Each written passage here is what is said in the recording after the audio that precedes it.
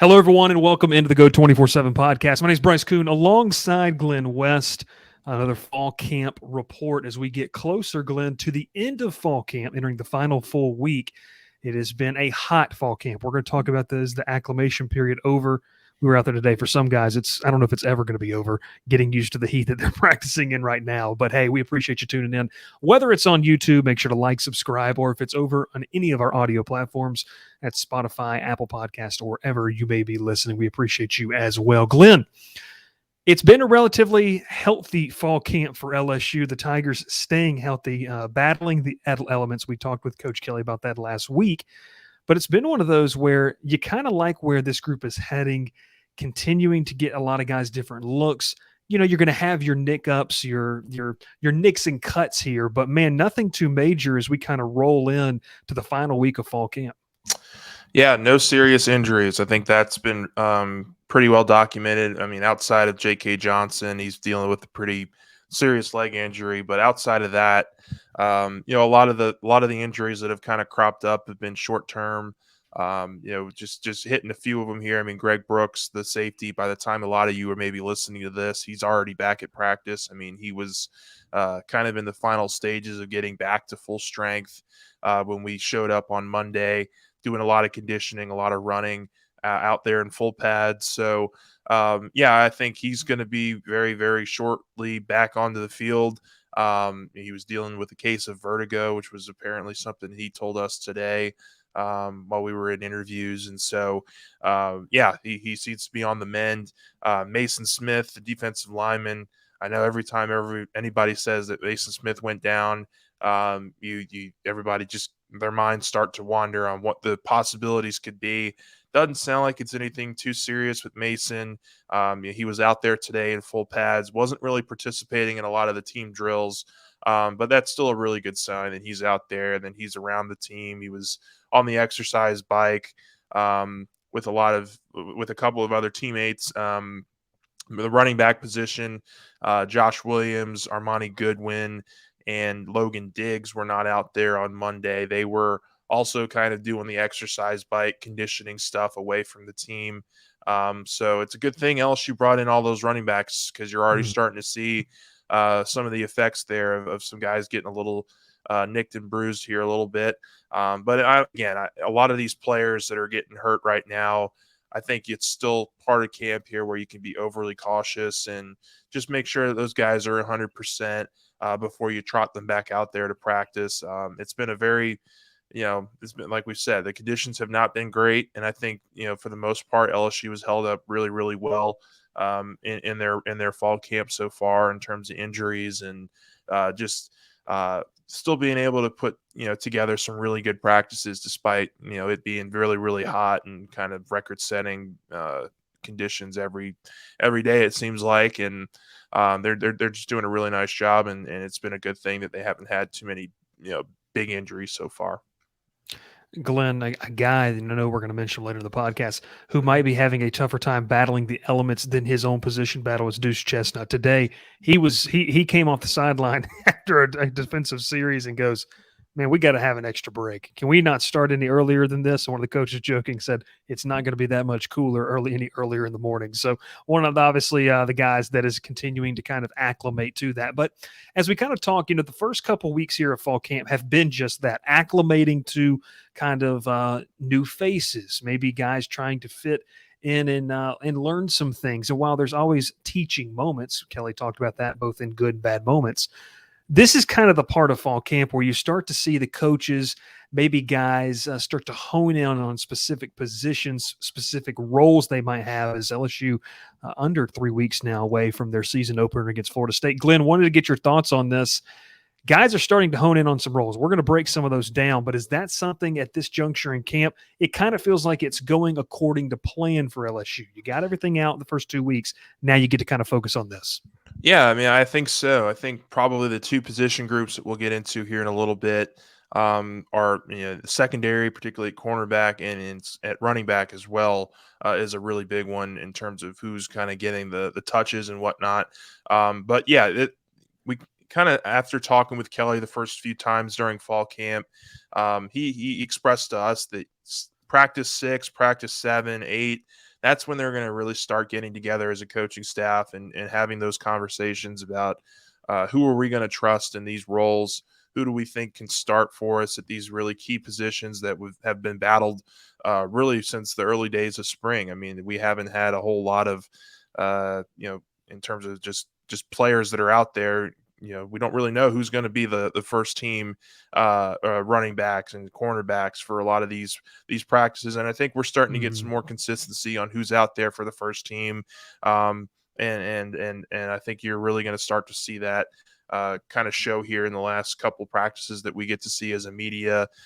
We get the one scrimmage on Saturday that we don't know a whole ton of details about that. In Tiger Stadium, it sounds like they're going to have a practice there and could have some kind of scrimmage element to it. Just don't know a whole lot about it yet. But yeah, I think we're now reaching the part of fall camp where a lot of these battles are really going to start to take shape. And, it'll be interesting to see just from at least from our perspective, what it looks like kind of heading into that Florida State week. Yeah, I mean, the guys have been competing. And like you mentioned, before we get into that, you're starting to work yourself up into kind of the game week preparation. It's one of those things where you kind of have to shift gears. Obviously, there's a lot of analysts and, graduate assistants that have been working on cutting up tape against Florida State and working on game planning for that. And that's something coaches are doing. But it also kind of feels like especially towards you get the end of this week, you're going to start to see that shift. And especially school starts on Monday for these guys. So they're going to be kind of dealing with that, making sure they got their classes in order before getting back on the practice field. And I think what the crazy thing is going to be, Glenn, is your week one is not even going to be a typical week. Like your Monday is going to have to be a Tuesday because you're playing on Sunday night. And, when does LSU leave to go to Orlando? That's something that staff is continuing to work out, had a game plan for that in week one. But let's take a look at these position battles. And it's been something we've been writing about. Make sure to go check it out on the website over go247.com. Glenn, I will say each of the position battles we are about to address, I feel good because it's not because you don't have a guy. You have guys. It's just who steps up. There's a lot of talent. Let's start off with that secondary. And I mentioned him earlier at the cornerback position, Deuce Chestnut. We've heard a lot about him, during the summer. And I think to me, he's kind of lived up to the billing as a guy that is just a finesse guy. He's not the tallest guy in the room. He doesn't have, I know it's saying necessarily NFL size. He's, 5'11", around 200 pounds.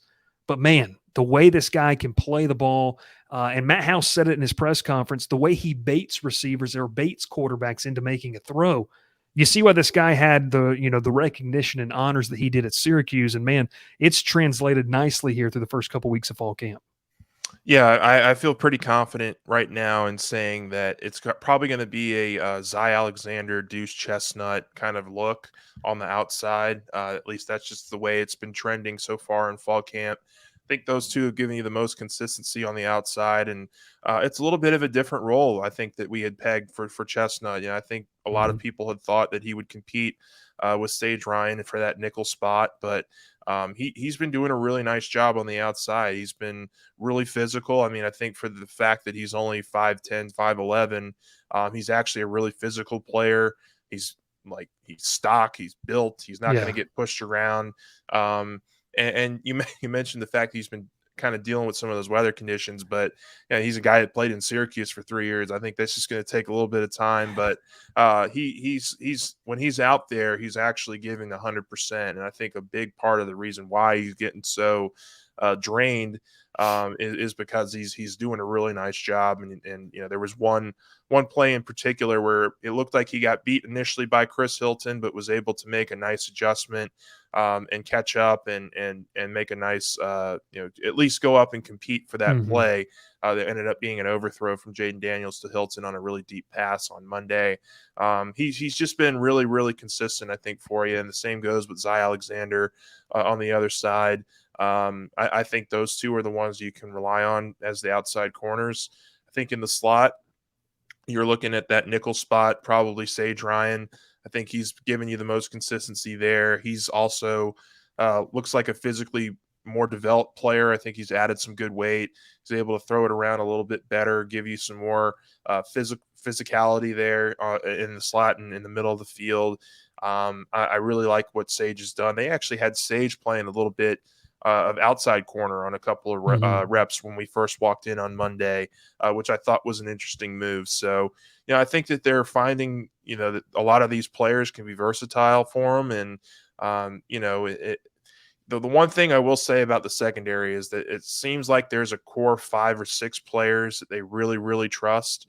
And then there's a group of players that they're still trying to build up. And I think that Ryan, I'll just go through the list here real quick. Deuce Chestnut, Zy Alexander, Sage Ryan, Greg Brooks, Major Burns, and Andre Sam are kind of the 6th there that I think LSU feels the most confident in terms of secondary and what that could look like.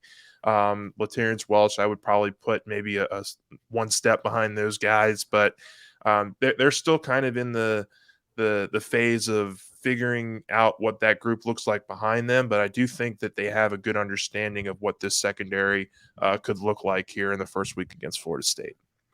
Let's talk about Ashton Stamps. This is a guy that has just continued to impress. We got a great article coming out on Tuesday morning, kind of what other guys are saying about him. And it's been rave reviews, Glenn. It's been a guy that when you looked at his 24/7 profile coming out of high school and then you see him in person, you're like, this is not the same guy. Quite the transformation in the body, being able to get in the weight room, being able to add muscle. And look, he's a lean guy. And man, he's playing. I'll say this. He has maybe freshman moments. Every guy does. But for the most part, this guy's playing well above, beyond his years. And the guy that Stamps, I mean, when you get into that 5 to 6 or maybe where they trust you, where do you really feel like Stamps is? And I mean, I think that just my opinion, I think that it's a real possibility we see him contribute in some way defensively against Florida State that Labor Day weekend. Yeah, that was my fault. I probably should have mentioned him too. I think he's a guy that has earned more and more opportunities as fall camp has gone along. He's had a few first team reps here and there.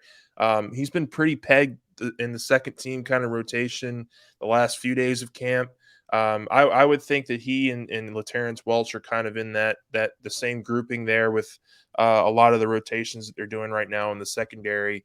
You're seeing Stamps go head to head a lot with Kai Prean, some with Aaron Anderson and Shelton Sampson. I mean, just a lot of the young guys I think are getting paired together right now. But Stamps has put on about 20 pounds. I mean, we heard that from Brian Kelly or maybe it was even Matt House. I can't remember who exactly was it that told us that, but he's just a physically more mature player even in the months since joining LSU's program here. And he's taken advantage of the opportunity. He's had a couple really nice pass breakups. He's been physical. I think the fact that he's added some really good weight has helped him become more physical as a player. And I do think he can contribute. I'm not sure that he's kind of elevated himself up above a guy like Deuce Chestnut or Zy Alexander yet. But he could find himself in the rotation. Absolutely. I think that they feel really comfortable with those first several guys that I had mentioned, but I think Ashton Stamps at some point this season is going to make a contribution for you, whether it's in the secondary, whether it's on special teams as a gunner or something. He's been getting a lot of work at special teams as well. I think he's just a player that the staff really, going back to last summer, kind of pegged as quote unquote a football nut. I think that was another Kelly quote there that he talked about. He's a guy that came to camp 3 times last summer and earned himself a scholarship at LSU, and they kind of laid out a platform for him and what that would look like. And he's exceeded expectations, I think, early in this camp cycle. I think that's been the one player or one of a few players who has really kind of risen to the top very quickly that I don't think many people had expected to so early in his career. Yeah, I mean, he's been quite the surprise of camp. You mentioned, obviously, guys like Andre Sam. We said it earlier. I mean, this is a room that has a lot of different options you can go with. It doesn't feel like any of them are necessarily wrong options. Guys are just kind of coming along maybe farther than expected. One, to get your thoughts on Denver Harris before we wrap out of here. I mean, he's a guy that we really haven't mentioned a lot in fall camp is maybe making an impact. We see the talent, and we see why this kid was highly touted. But I don't think it's necessarily the worst thing in the world, Glenn, to have a guy learn from Cy Alexander, Deuce Chestnut, 2 veterans of the game. We still remember Denver Harris is still super young in this whole college football thing. maybe the environment was the best for him in College Station, and he's got a real chance to learn here in Baton Rouge. Kind of your thoughts on him? Yeah, I would agree. I mean, I think a lot of the media has been out there and would probably have a universal kind of comment on him saying he hadn't really splashed a whole ton at this point in camp. I mean, that's not to say that he can't have a really nice like last week or something and really start to change the tide there. But yeah, I think it's going to be a work in progress with him. I think that they're a big reason that they brought in or that they got a lot younger in the secondary was building towards the future. Mm. And Denver Harris is certainly going to be a huge part of that future. But I just think that there are guys who have really, really performed well and have earned some more of those starting opportunities. And so I'll be interested to see what happens with him. I'm not entirely sure that he's going to be a huge player week one against Florida State. But he could get in for a few snaps here and there, could find his way on to the field at some point this season and really contribute for you in a big way. So I do think that they have talent, and that's not the one. That's the one thing that you wondered about with this group going through such another big overhaul and at a second straight off season. They have talent. It's just about developing it, getting the right guys on the field, hoping that some of those other guys develop over time. And I think that they're going to have that with Denver and a bunch of other players as well. Building it for the future. Let's take a look at another room, Glenn, where you talk about the future. It feels like you got the past, the present, the now, the future, everything involved in the running back room. A lot of different mouths to feed. And Brian Kelly joked in one of his earlier press conferences, you only have one football. But Noah Cain's been a guy that I want to be careful how I say this. Noah Cain's extremely talented. He just doesn't go away, though. Like, you just constantly see number 21, yeah, he's getting first-team reps. Like, yeah, he's doing this, he's doing this. He's seeming like that three-headed monster we've kind of talked about that you feel like you could open up the season with. But Josh Williams, still kind of figuring out what, his role will be. It has allowed for guys to get another opportunity. Obviously, Trey Holly and Caleb Jackson. And I'll just say this. I saw a fantastic formation when they kind of went empty set here. They brought Trey Holly and put him in the slot. And so you're seeing kind of the evolution of the running back position, meaning a lot of different things for this LSU offense under Mike Denbrock. Where do you sit here? Do you still feel comfortable, Glenn, with kind of those three guys at the top? Is John Emery Jr. making a push? I mean, where do you sit so far here in fall camp? Yeah, I mean, I think so. I think I'm still kind of in that group of people who think that it'll be a combination of Diggs, Noah Cain, and Josh Williams. I say that though, and we haven't really seen a whole lot of Josh Williams in the last week or so. He just has not been able to stay healthy and get himself back into the rotation here. So I could see there being opportunities for John Emery or a Kevontre Bradford, who has gotten a lot of first team reps as well. Another one of those guys that I think they feel can really be useful in the passing game. They've lined him up in the slot a couple times as well. I think they really like his versatility as a player. But I do think that you're going to see a lot of Noah Cain, a lot of Logan Diggs, and then I think you'll probably see several reps divided up among Emery and Bradford and maybe one of the freshmen.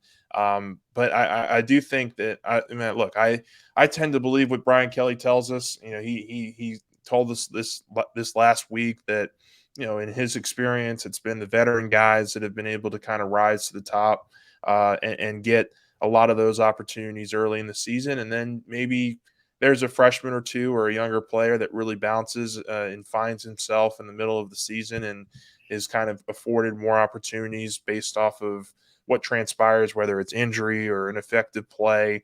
I just think that LSU is in a position right now where they can be really creative with their running backs. And I think the best way to be creative is to play the experienced guys, the players who kind of have a lot of playing experience under their belt. And I think that it's probably going to lean more towards the Diggs, the Williams, the Noah Cains. But I will say that I don't think that we have as much of a clearer picture on running back as we do in the secondary. I think they've been very I'm trying to think of the right word for this, but coy, I guess, in terms of how they have displayed their running backs to us.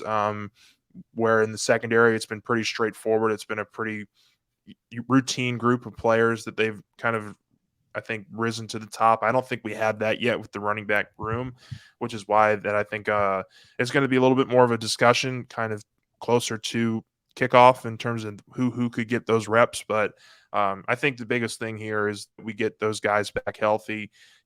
Williams was still on the bike today. Logan Diggs was on the bike today. Armani Goodwin was on the bike today. Didn't really have a whole lot of on-field reps for any of those guys. And so sooner you can get those players back out there, the sooner you can kind of hone in on what the rotation looks like, who performs well with who, and what situations that they will be able to excel at the most. Obviously, staying with the offense is a group that, man, another example of a lot of mouths to feed and guys that there's just so much talent in this room. The wide receiver room, Glenn, which, look, we've talked about Kyron Lacey. He's been impressive. Just a physical presence over the middle and kind of guy that can win 50-50 balls.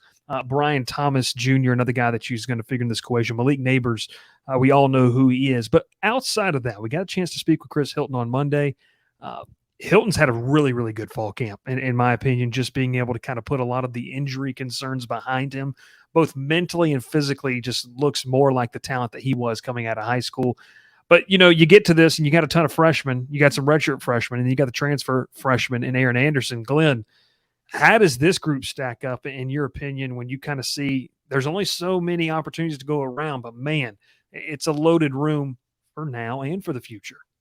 Yeah, I think that you have probably 5 guys you could look at as potential starters for this team, which is a really great position to be in. I think all of them have had their moments, but some have been a little bit more consistent than others. I would say Malik Neighbors is undeniably your number one guy. He's been the most consistent. I think he's somebody that Jaden Daniels trusts more than anybody else on the roster, and I think you're going to see a lot of him and Daniels hook up for big plays. I would say that I would honestly say that Kyron Lacey and Chris Hilton have really emerged here as kind of the second and third options. I really do believe that they've done a really nice job of being consistent. They've been really great deep threat players for this offense that is trying to be more explosive. Look, Brian Thomas is going to be a big target for you in the red zone and certainly in goal line. He's proven that he can be a really big time vertical threat. Look, I think a lot of the media would say the same thing. I haven't seen a whole ton of him breaking out yet. I think we're all still waiting for that, big day from him. And I think he'll get there, and I think he'll be a huge part of this offense. But I do think that Hilton and Lacey have been a little bit more consistent here in the early going of fall camp. And then Aaron Anderson is another guy that I think that they are going to be super, super creative with. I mean, I had the question there for Denbrock over the weekend, just what they think Aaron Anderson's role could look like. And he said that he's a guy that absolutely needs to get the ball in his hands. We have to figure out a way to give him the ball, whether it's on screens, whether it's short little dig routes or hitch routes, just anything we can do to get him the ball and let him go make guys miss. I mean, that is what he is so good at. His change of direction is super, super impressive. I think that those are kind of the collection of receivers that have really stood out to me. Shelton Sampson's had a few nice moments. If you want to bring the tight ends into it, Kamorian Pimpton and Mac Markway have had some nice moments. Mason Taylor is going to be a huge staple in the passing game as well. So, I think that they're going to be loaded. They have a lot of options. There's no shortage of players that I think can contribute here. I'll be interested to see how it all plays out. It's going to be a really fun week one in a few weeks here to see just kind of what this team looks like against somebody else. Yeah, obviously you mentioned Aaron Anderson too. I mean, he's the guy. It feels like he's got to be the guy in punt return. I mean, just the ability, what he can do with the ball in his hands. I mean, that's a guy special teams wise. You see what he can be able to do, man. He's a phenomenal talent, and obviously you hoping that he can stay healthy the rest of the way. But it's a loaded roster. I say that, and a lot of people say, well, maybe you're sunshine pumping. And I say, man, no, there's a lot of talent. And Glenn, the common theme of what we talked about, it's not just for this season. It's for future years. You've got guys that can contribute day one here, but man, you've also got guys that have the potential to contribute down the road as well. But hey, fall camp is going to continue to move along, and we're going to have you covered all over here on the Go 24/7 YouTube channel. Make sure you subscribe, like this video, helps us in the algorithm, and leave a comment down below. Who are your surprises? So, Glenn, I want to leave you with this. Who's maybe a guy that you're just really surprised with? Maybe we've mentioned him, but who's a guy that maybe you're just kind of saying, hey, I just really like the way this guy plays this game. And man, he's just, I think he's going to be special, have a special 2023 season. Yeah, I think it's kind of hard. I think I would say Pimpton, Kamorian Pimpton, the Mm. tight end. I just think that there's going to be a role for him somewhere. I think he's going to come up and make a big time catch for you at some point this season, and it might not be as a featured player. I'm not sure he's quite ready for that yet. But the catch radius, the length, the size, the ability to just go up and get the ball over anybody really that's covering him. I don't know how you can't try to get that kind of player involved. Denbrock talked about it some.